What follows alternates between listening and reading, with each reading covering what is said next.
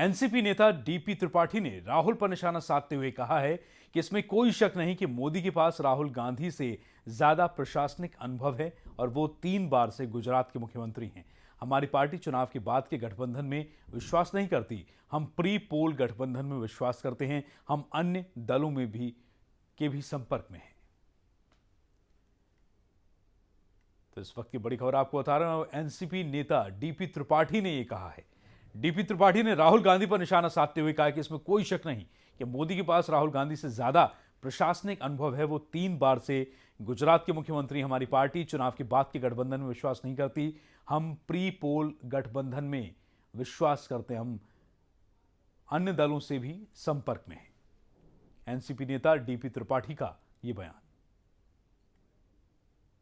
राहुल से बेहतर मोदी। अजय झा हमारे संवाददाता इस वक्त हमारे साथ जुड़ चुके हैं। अजय, डीपी त्रिपाठी का अगर आप ये बयान देखें और अभी इसके पहले हम जो चर्चा कर रहे थे कि शरद पवार के ट्वीट के बाद में तमाम सियासी अटकलों पर विराम लग गया, लेकिन डीपी त्रिपाठी जो कह रहे हैं और जो शरद पवार कह रहे हैं, उन दोनों में विरोधाभास साफ देखा जा सकता है।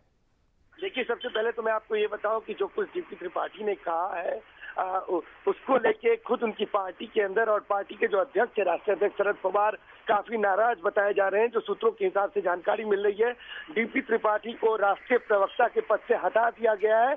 उनकी जगह नवाब मलिक, जो एनसीपी के नेता है, उनको राष्ट्रीय प्रवक्ता बनाया गया है। तो शरद पवार ने अपनी तरफ से इस बात को खारिज कर दिया है कि 17 जनवरी को उनकी कोई मुलाकात गुजरात के मुख्यमंत्री नरेंद्र मोदी से हुई थी। इस बात को उन्होंने ट्वीट के जरिए खारिज कर दिया है।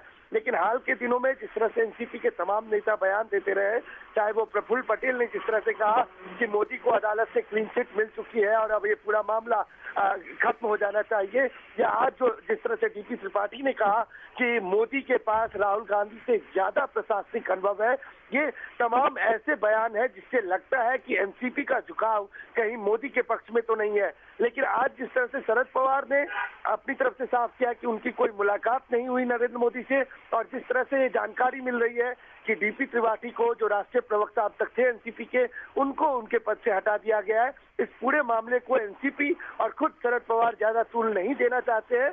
लेकिन इतना तो तय है कि एनसीपी के नेताओं का जो बयान हाल के दिनों में आया है, वो इस बात का संकेत दे रहा है कि कांग्रेस और एनसीपी के बीच सब कुछ ठीक नहीं चल रहा। कांग्रेस और एनसीपी के बीच सब कुछ ठीक नहीं चल रहा। दूसरा, डीपी त्रिपाठी का और प्रफुल्ल पटेल का यह बयान साफ बताता है कि नरेंद्र मोदी की ओर उनका झुकाव है। और डीपी त्रिपाठी को भले ही हटा दिया गया हो राष्ट्रीय प्रवक्ता के पद से, लेकिन डीपी त्रिपाठी ने जो कहा उससे शरद पवार के ट्वीट पर भी विश्वसनीयता कम होती है। देखिए, शरद पवार अपनी तरफ से इस पूरे मामले को ज्यादा तूल नहीं देना चाहते। जैसा कि मैंने आपको कहा कि शरद पवार ने अपनी तरफ से साफ कर दिया है कि उनकी 17 जनवरी को नरेंद्र मोदी से कोई मुलाकात नहीं हुई है। वजह साफ है कि शरद पवार इस मामले को समय से पहले बहुत ज्यादा तूल नहीं देना चाहते हैं। लेकिन निश्चित रूप से अगर प्रफुल्ल पटेल या डीपी त्रिपाठी जैसे नेता, जो शरद पवार के काफी करीबी बताए जाते हैं, अगर वो इस तरह की बातें कर रहे हैं तो निश्चित रूप से एनसीपी के अंदर खाने इस बात की चर्चा जरूर हो रही होगी। बहुत शुक्रिया आपका अजय झा, इस खबर के लिए, इस जानकारी के लिए आपका बहुत बहुत शुक्रिया। संदीप शुक्ला हमारे संवाददाता इस वक्त मुंबई से हमारे साथ हैं।